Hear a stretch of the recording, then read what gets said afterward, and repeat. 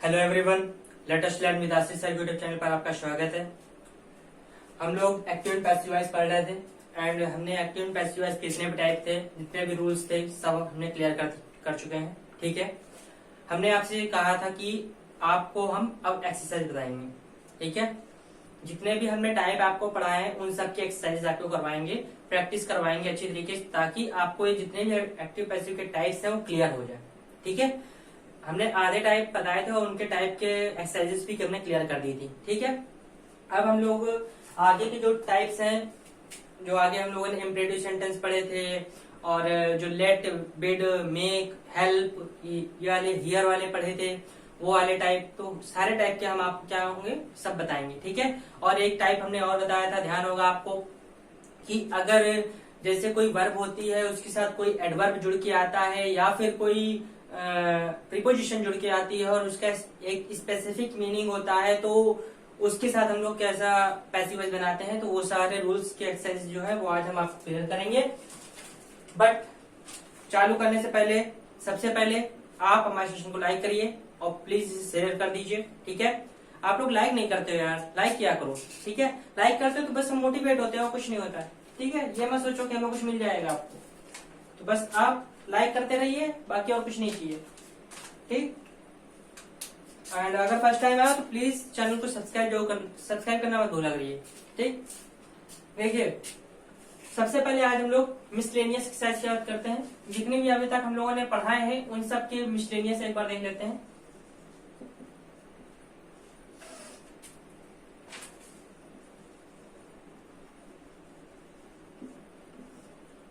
ठीक है, miscellaneous exercise देख लेते हैं हम लोग पहले। जैसे कि पहला क्वेश्चन दिया गया है, the police arrested a militant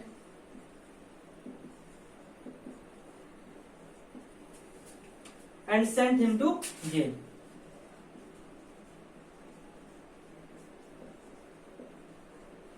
Sent him to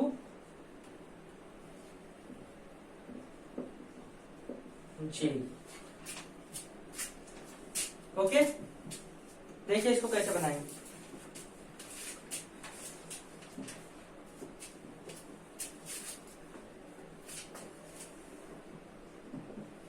सबसे पहले हम ऑब्जेक्ट पहचानते हैं।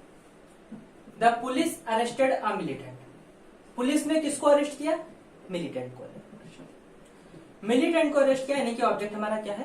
मिलिटेंट। मिलिटेंट ऑब्जेक्ट है, तो इसको क्या बनाएंगे हम? सब्जेक्ट। यहां पे क्या हो जाएगा? अ मिलिटेंट। टेंस कौन सा है? पास्ट इंडेफिनिट है। पैसिव वॉइस बनाते समय यहाँ पे पास्ट कॉन्टिन्यूअस की हेल्पिंग वर्ब यूज होगी, मींस वॉज या वर। तो a militant was arrested by the police. Arrested by the police. बाकी जैसा लिखा हुआ है वैसे ही आपको नोट डाउन कर देना है। And send him to. एक बात याद रखिएगा, अगर किसी सेंटेंस का पहला पार्ट पास्ट है तो सेकंड पार्ट भी पास्ट ही होगा, ध्यान रखिएगा।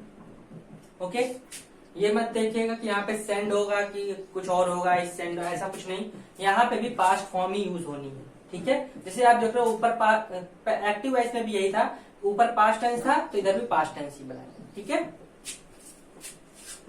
एरर्स में आ जाता है क्योंकि ये, ठीक है, एरर्स में कभी कभी यहाँ सेंड की जगह सेंड लिख देते हैं। यही जरा जरा सी छोटी छोटी सी गलतियां होती हैं जो इंसान ध्यान नहीं देता, फिर यही गलती होती है क्योंकि सब सेम जैसा लग रहा है, सबको समझ में आ रहा है कि हाँ सब तो सही है, सब तो सही है, बट गलती होती है, छोटी छोटी गलतियां होती हैं। अब यही पार्ट अगर वर्ब की सेकंड फॉर्म यूज ना करके वर्ब की फर्स्ट फॉर्म यूज कर देते हैं तो गलत हो जाता हमारा। ठीक है, अब हम लोग सेकंड नंबर क्वेश्चन की बात बढ़ते हैं। सेकंड नंबर क्वेश्चन लिखा है, it is necessary to help the poor।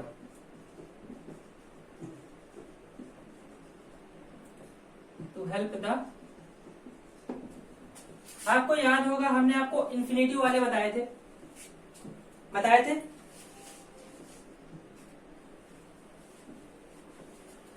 Infinitive वाले बताए थे। उसमें हमने क्या बताया था कि इन्फिनेटिव में टू और वर्ब की फर्स्ट फॉर्म के बीच में आपको बी का यूज करना है, यही तो बताया था, बस वही यहाँ पे यूज करना। देखिए सबसे पहले द पुअर,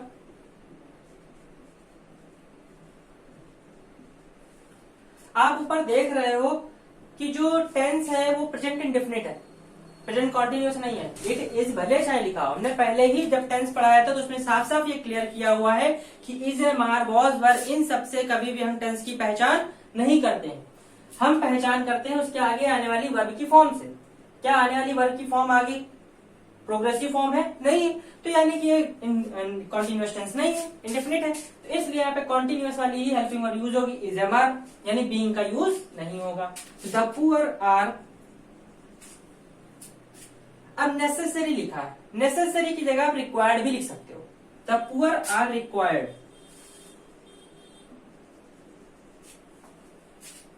ठीक। फिर टू हेल्प लिखा है, तो हमने जैसा कि बताया था to be helped. The poor are required to be helped, ये बनेगा। क्या बनेगा? The poor are required to be helped. Note down कर लीजिए फटाफट। थर्ड नंबर देखिए,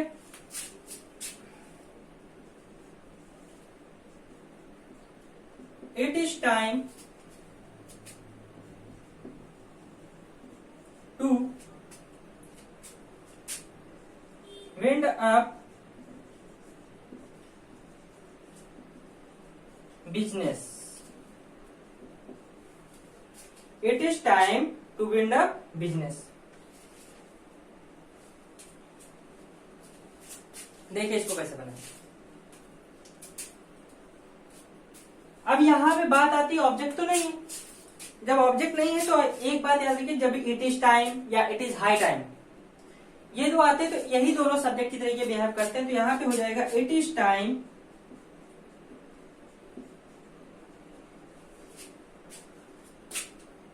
फॉर द बिजनेस, बिजनेस के लिए, फॉर द बिजनेस। यहां पे आप देख रहे हो इंफिनिटिव केस है, तो यहां पे क्या हो जाएगा? टू बी, विंड की थर्ड फॉर्म क्या होती है? Bound, bound up, bound up. तो it is time for the business to be bound up. Okay, पहला क्या बताया था? A militant was arrested by the police and sent him to jail. फिर it is necessary to help the poor, क्या बनाया था? The poor are required to be help. फिर it is time to wind up business का क्या बनाया था? It is time for the business to be wound up. Okay, समझ में आ गया? तीनों समझ में आ गए? आगे बढ़ा जाए। देखिए आगे फोर्थ नंबर देखते हैं। अगर समझ में आ रहे हो सारे रूल्स तो फटाफट लाइक कर देना, ठीक है?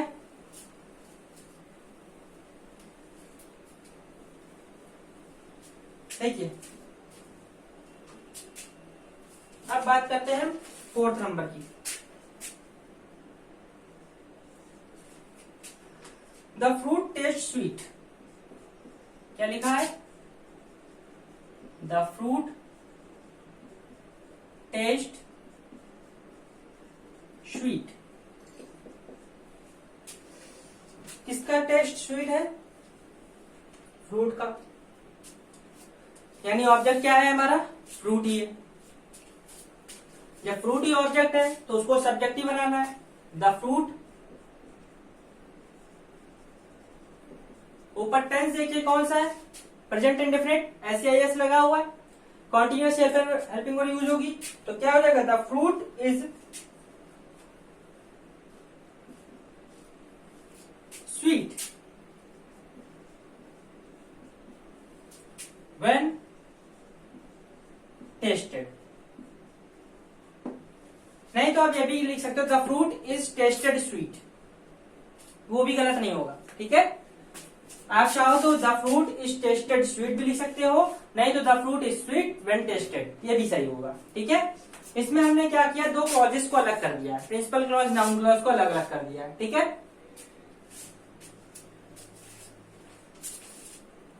फिफ्थ नंबर की बात करते हैं।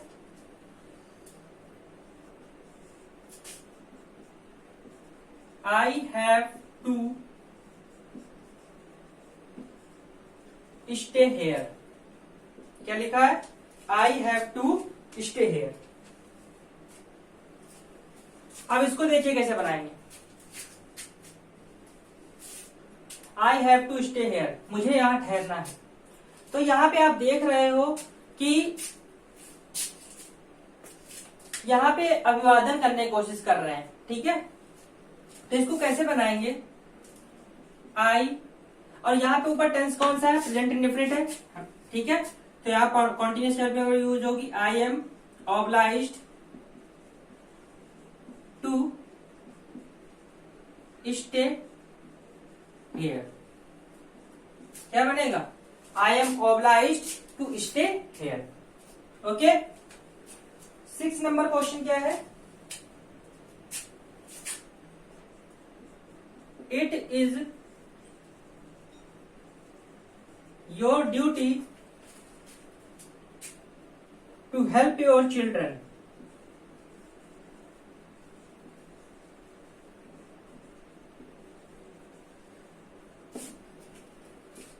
ये लिखा हुआ है, जैसे कि ऊपर अभी हमने यूज किया था आई एम ऑब्लाइज्ड। ठीक है, वैसे ही यहां पे भी आपको एक ऐसा ही वर्ड यूज करना पड़ेगा, जैसे कि वहां पे ऑब्लाइज्ड हो रहा था। ठीक है, अभिवादन कर रहे थे, वैसे ही यहाँ पे हम अनुमान लगा रहे हैं, तो इसलिए यहाँ पे सपोज का यूज करेंगे। ठीक है, तो यहाँ पे क्या यूज होगा कि you are supposed, you are supposed to help your children।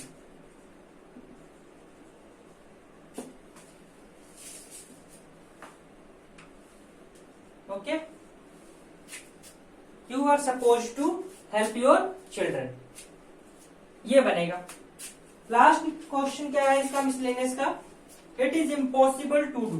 क्या लिखा हुआ है, it is impossible to do. बहुत ही सिंपल है ये, कुछ भी नहीं करना है, बस आपको जैसे लिखा है वैसे लिख देना है। इट इज इम्पॉसिबल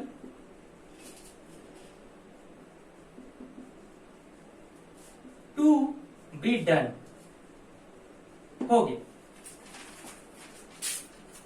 तो ये थे आपके कुछ मिसलेनियस क्वेश्चन थे जो कि हमने क्लियर कर दिए हैं।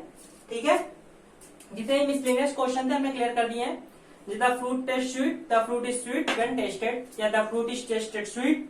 I have to stay here का बनाया था I am obliged to stay here. ऐसे it is your duty to help your children का क्या बनाया था, you are supposed to help your children. And ये तो बहुत ही सिंपल था, it is impossible to do का क्या, it is impossible to be done. Infinitive case, to और वर्ब के फर्स्ट फॉर्म के बीच बी का यूज और वर्ब के थर्ड फॉर्म यूज हो, यानी वर्ब के फर्स्ट फॉर्म के। ठीक है, अब हम लोग बात करेंगे टाइप 7 की। ध्यान होगा टाइप 7 क्या है, अपनी कॉपी पलट लीजिए, कॉपी के पन्ने, और ध्यान कीजिए टाइप 7 क्या था, याद आ जाएगा। टाइप 7 जैसा कि हमने बताया था, टाइप 7 क्या था, कोई वर्ब के साथ, ठीक है, कोई प्रीपोजिशन या फिर कोई एडवर्ब यूज हो तो उसको कभी भी उस वर्ब पैसिव वॉइस बनाते समय उससे अलग नहीं करते हैं, लेकिन उसकी कुछ एक स्पेसिफिक मीनिंग होनी चाहिए। ठीक है,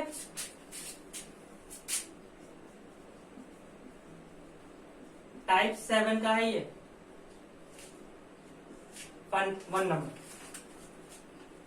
जैसे लिखा हुआ है What are you listening to? क्या लिखा है,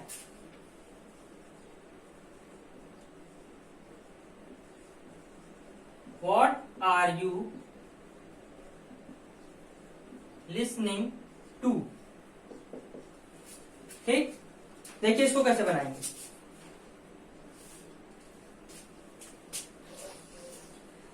वॉट विच, और इसमें देखिए दो टाइप मिले हुए हैं। इसमें एक तो साथ है प्रीपोजिशन यूज हुआ ही है, लेकिन यहाँ पे आप देख रहे हो वॉट विच हु, ध्यान कीजिए ऐसा कुछ बताया हुआ था। वॉट जब दिया होता है तो यही एक ऑब्जेक्ट होता है और इस ऑब्जेक्ट को ही सब्जेक्ट बनाना होता है। ठीक है, तो यहाँ वॉट तो सब्जेक्ट के तौर पे यूज हो ही जाएगा। फिर आप देख रहे हो लिसनिंग और is am are progressive form यानी कि कॉन्टिन्यूअस है, तो यानी कि is being am being use होगा। तो what is being listening, listening की थर्ड फॉर्म क्या होती है? लिसेंड होती है। क्या होती है? लिसेंड होती है। तो लिसेंड टू,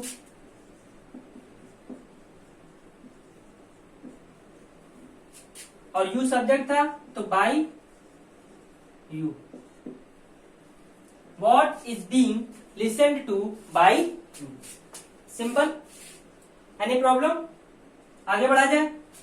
देखिए second number,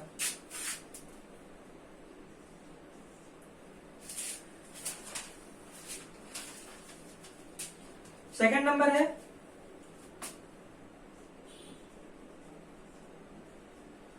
they were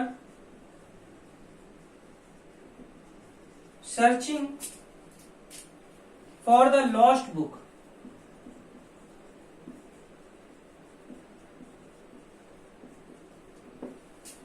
They were searching for the lost book. देखिए इसको कैसे बनाएंगे।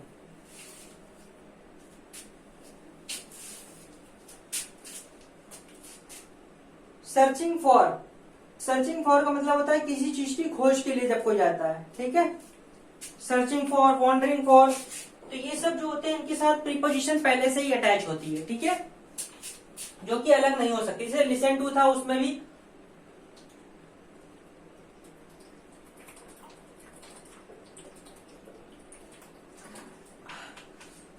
लिसन टू भी एक फ्रेजल वर्ब होती है, इसलिए उसके साथ हमेशा प्रीपोजिशन टच रहती है। ठीक है, वैसे ही सर्चिंग फॉर भी क्या होती है? एक फ्रेजल वर्ब होती है। देखिए कैसे बनाएंगे इसको। किसकी खोज के लिए जा रहे हैं? द लॉस्ट बुक के लिए जा रहे हैं। ठीक है, सबसे पहले क्या आएगा? The lost book.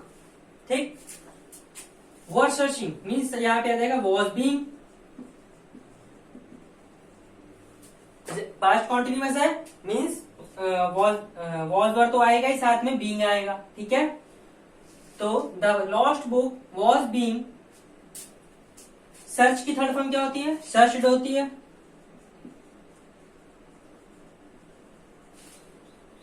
ठीक है, और फॉर वैसे ही आ जाएगा बाय देम। तो क्या बना? The lost book was being searched for by them. Okay, अगला बताया जाए। देखिए third number,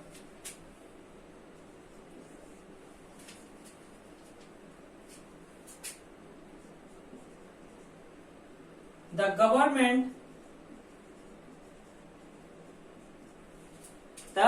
government can not dispense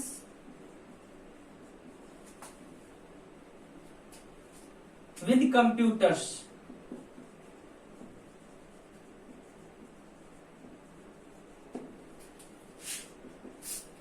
Dispense with, okay, ये भी एक फ्रेजल वर्ब है। ठीक है, तो ये हमेशा कैसे रहेंगे? साथ में रहेंगे। कंप्यूटर्स एक ऑब्जेक्ट है तो इसको क्या बनाएंगे? सब्जेक्ट बनाएंगे। तो क्या हो जाएगा?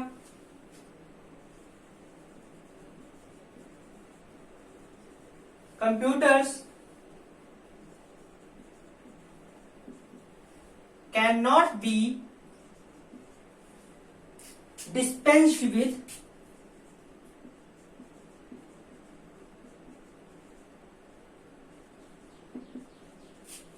by the government.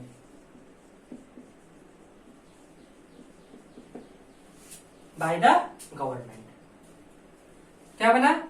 Computers cannot be dispensed with by the government. Okay, समझ में आ गया। फोर्थ नंबर की ओर बढ़ते हैं। अब हम लोग बात करते हैं फोर्थ नंबर की।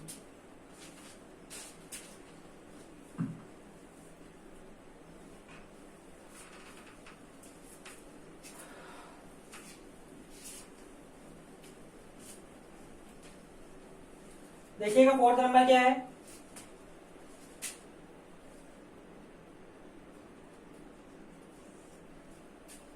फोर्थ नंबर जैसे लिखा है, I have never heard, I have never heard of such an accident. देखिए इसको कैसे बात करें। हियर्ड ऑफ ये एक फ्रेजल वर्ब है तो ये साथ ही में रहेगी, सच एन एक्सीडेंट का ऑब्जेक्ट है तो इसको साथ में लेंगे। तो यहां आएगा such an accident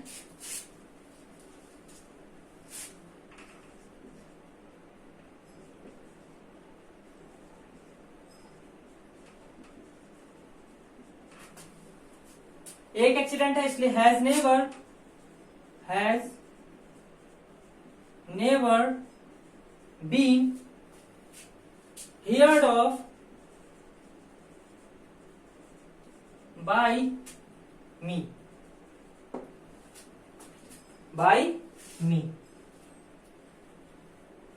okay. Such an accident has never been heard of by me. Any problem?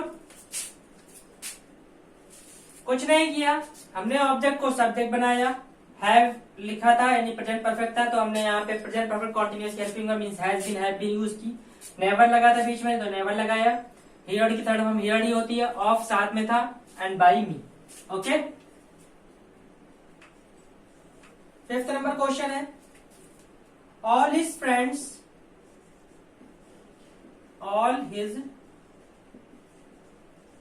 friends will laugh at him,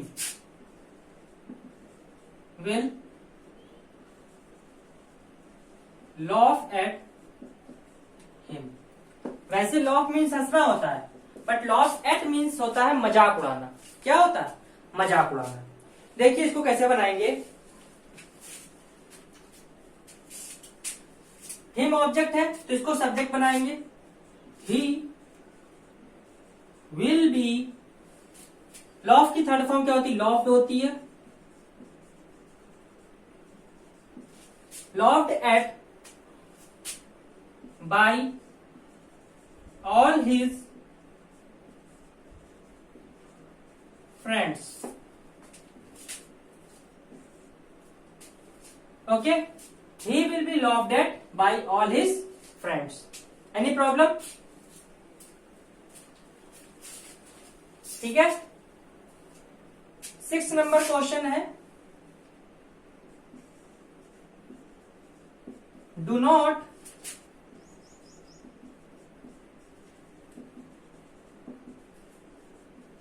discriminate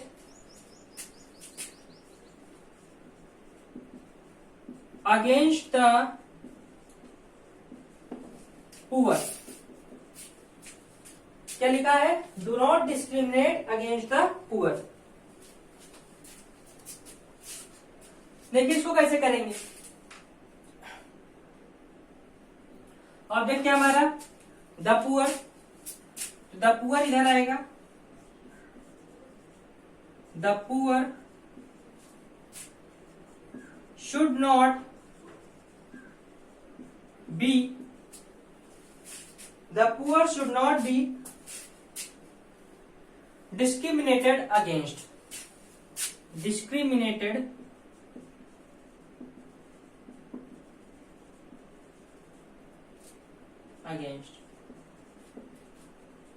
अब कुछ लोग कहेंगे कि सर यहाँ पे तो डू नॉट लगा हुआ था तो यहाँ इज एम आर आना चाहिए, आपने शुड नॉट भी लगा दिया। आप प्लीज ध्यान से देखिए कि ये जो ऊपर वाला सेंटेंस है वो इम्परेटिव है, ठीक है। दैट्स वाई यहाँ पे शुड नॉट बी लगा हुआ है, इज एम आर नहीं लगा हुआ है, क्योंकि वहां सब्जेक्ट मिसिंग है, आपको देख रहे हो।